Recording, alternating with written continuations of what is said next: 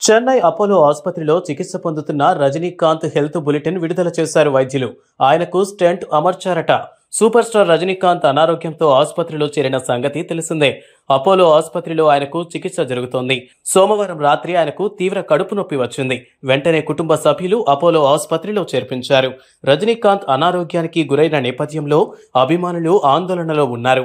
ఈ క్రమంలో వైద్యులు హెల్త్ బులెటిన్ విడుదల చేశారు. రజనీకాంత్ సెప్టెంబర్ 30వ తేదీ చెన్నై గ్రేమ్స్ రోడ్డులోని అపోలో ఆసుపత్రిలో అడ్మిట్ అయ్యారు. గుండె నుంచి శరీరానికి రక్తం సరఫరా చేసే ప్రధాన రక్తనాళంలో వాపు చోటు చేసుకుంది. శస్త్రచికిత్స అవసరం లేకుండా ట్రాన్స్ క్యాథెటర్ పద్ధతిలో వైద్యులు ట్రీట్మెంట్ ఇచ్చారు. Senior international cardiologist doctor Satish heart కు స్టెంట్ అమర్చారు. రజనీకాంత్ అభిమానులు, శ్రేయాభిలాషులు ఆందోళన చెందాల్సిన అవసరం లేదని చెప్పారు. ఆయన క్షేమంగా ఉన్నారని, కోలుకుంటున్నారని తెలిపారు వైద్యులు. త్వరలోనే డిశ్చార్జ్ అవుతారని హెల్త్ బులెటిన్లో వెల్లడించారు.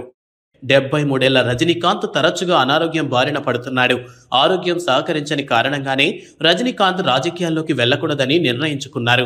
త్వరలో పార్టీ ప్రకటన చేస్తారనగా రాజకీయాల్లోకి రావాలన్న నిర్ణయం వెనక్కి తీసుకుంటున్నట్లు ఆయన వెల్లడించారు. అభిమానులు ఇంటి ముందు ధర్నాలు చేసినా ఆయన డెసిషన్ మారలేదు. ఆ మధ్య రజనీకాంత్ అమెరికాలో సుదీర్ఘకాలం చికిత్స తీసుకున్నారు.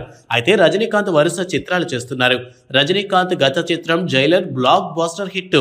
వరల్డ్ వైడ్ గా 600 కోట్లకు పైగా వసూలు రాబట్టింది.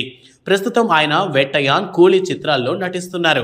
వేటయాన్ అక్టోబర్ 10న విడుదల కానుంది. దసరా కానుకగా బాక్సాఫీస్ ముందుకొస్తున్న చిత్రాల్లో వేటయాన్ ఒకటి. ఈ నేపథ్యంలో సెన్సార్ కార్యక్రమాలు పూర్తయ్యాయి. సెన్సార్ బోర్డు ఈ చిత్రానికి యుఏ సర్టిఫికెట్ జారీ చేసింది. ఈ మూవీ రన్ టైం 163.25 మినిట్స్, అంటే 2 గంటల 43 నిమిషాల 25 సెకండ్లు. 3 డైలాగులపై సెన్సార్ బోర్డు అభ్యంతరం వ్యక్తం చేసింది. వాటిని మ్యూట్ చేయడమో, వేరే పదాలు వినియోగించడమో చేయాలని చిత్ర టీంకి సూచించింది. తమిళనాడులో గతంలో జరిగిన ఓ బూటకపు ఎన్కౌంటర్ నేపథ్యంలో దర్శకుడు టీజే జ్ఞానవేల్ ఈ సినిమాని తెరకెక్కిస్తున్నారు. ఇది రజనీకాంత్ కు 170వ చిత్రం. ఆయన ఇందులో రిటైర్డ్ పోలీసు అధికారిగా కనిపించనున్నట్లు సమాచారం. అమితాబ్ బచ్చన్, ఫాహద్ ఫాజిల్, రానా, రితికా సింగ్, మంజు వారియర్, దుషారా విజయన్ కీలక పాత్రలు పోషించారు. తెలుగులోనూ అదే పేరుతో విడుదల కానుంది.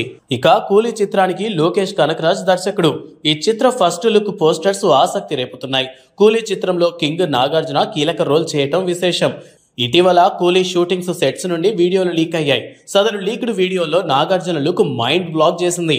కూలీ చిత్రంపై భారీ అంచనాలు ఉన్నాయి.